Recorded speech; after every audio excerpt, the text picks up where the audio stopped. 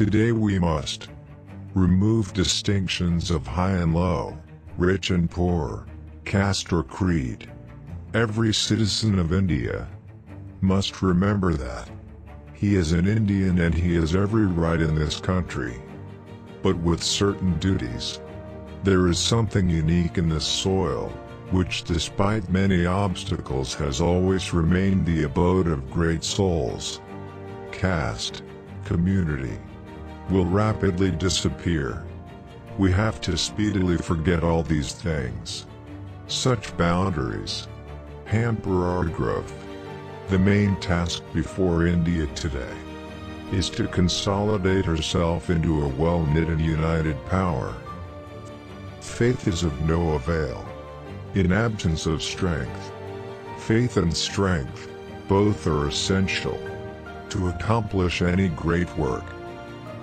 Non-violence has to be observed in thought, word, and deed. The measure of our non-violence will be the measure of our success. One can take the path of revolution, but the revolution should not give shock to society. There is no place for violence in revolution. No distinctions of caste and creed should hamper us. All are the sons and daughters of India. We should all love our country and build our destiny on mutual love and help. Happiness and misery are paper balls. Don't be afraid of death. Join the nationalist forces and be united. Give work to those who are hungry, food to invalids, and forget your quarrels. We have to shed mutual bickering, shed the difference of being high or low, and develop a sense of equality, and banish untouchability. We have to restore the conditions of Swaraj prevalent prior to British rule. We have to live like the children of the same father. Manpower without unity is not a strength. Unless it is harmonized and united properly, then it becomes a spiritual power. A war based on satyagraha is always of two kinds. One is the war we wage against injustice, and the other, we fight our own weaknesses. Take to the path of Dharma, the path of truth and justice. Don't misuse your valor. Remain united. March forward in all humility, but fully awake to the situation you face, demanding your rights and firmness.